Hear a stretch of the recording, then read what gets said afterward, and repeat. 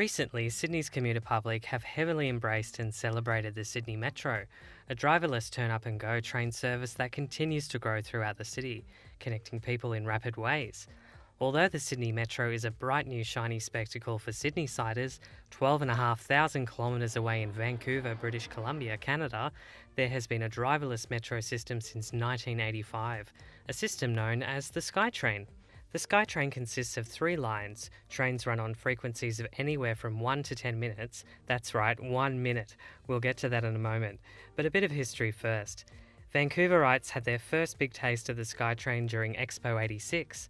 At that time, the only other countries to venture the futuristic idea of a driverless train were Japan and France, about 5 years earlier. For a small west coast city like Vancouver, it was the beginning of substantial growth, from 1 line and 24 stations to a network now spanning 80 kilometres and 53 stations, with more on the way. The Expo line was the original, spanning from downtown Vancouver at Waterfront Station to New Westminster.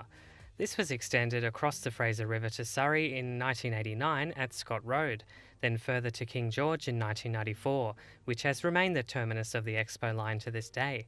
A new line was opened in 2002. The Millennium Line extended the tracks from New Westminster and circled back towards East Vancouver via Lougheed and North Burnaby.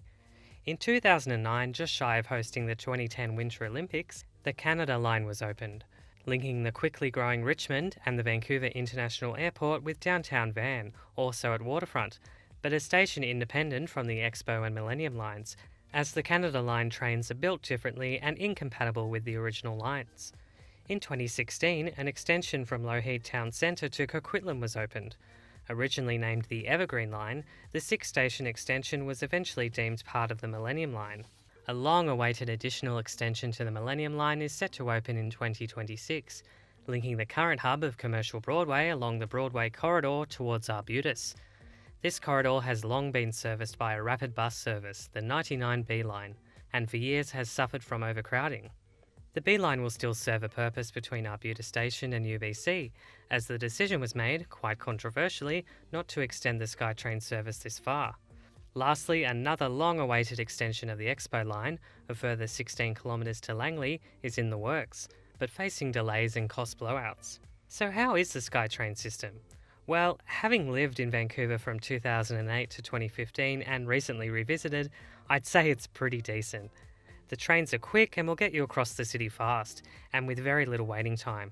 Since the lines branch in a few locations, and I know you guys love the idea of a branch line, waiting times at particular stations, especially on the Expo line between Waterfront and New Westminster, can be as little as 1 minute in peak times.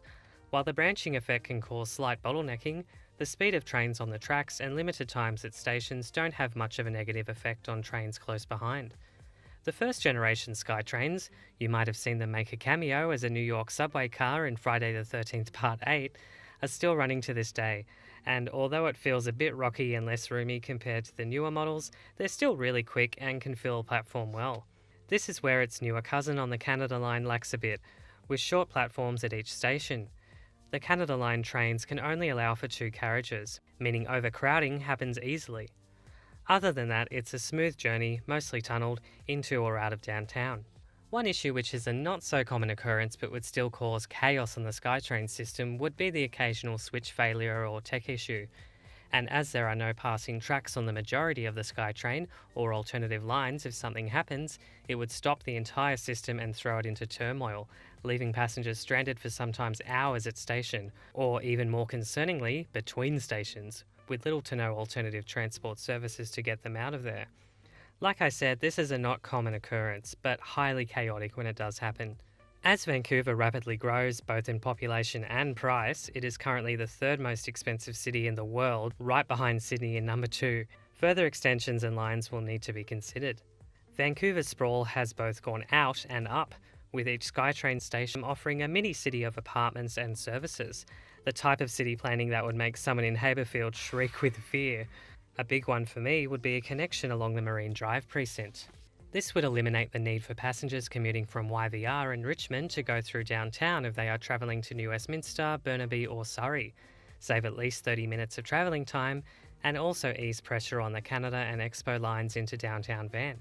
An extension from waterfront to the North Shore, perhaps parallel to the Ironworkers Bridge via East Van, could also alleviate the car congestion along the Lionsgate and Ironworkers bridges and create an alternative public transport system to the busy Seabus ferry, which only runs at frequencies anywhere between 15 and 60 minutes. A Skytrain extension to travel through Central or Lower Lonsdale to Park Royal could eliminate the need for all the buses which contribute to heavy traffic travelling from Lonsdale Quay and downtown across the Lionsgate. A similar plan was also ventured by YouTuber RM Transit. Check out his channel for his perspective of the Skytrain and some other great transport content. Vancouver Skytrain was way ahead of its time when it began operating in the mid-1980s. Like most metro systems around the world, it isn't perfect, but serves its purpose effectively, and I believe with a few extra tweaks could be a really world-class system and further cement Vancouver as one of the greatest cities in the world. Shout out to all my wonderful friends and family in BC, and until next time, happy commuting!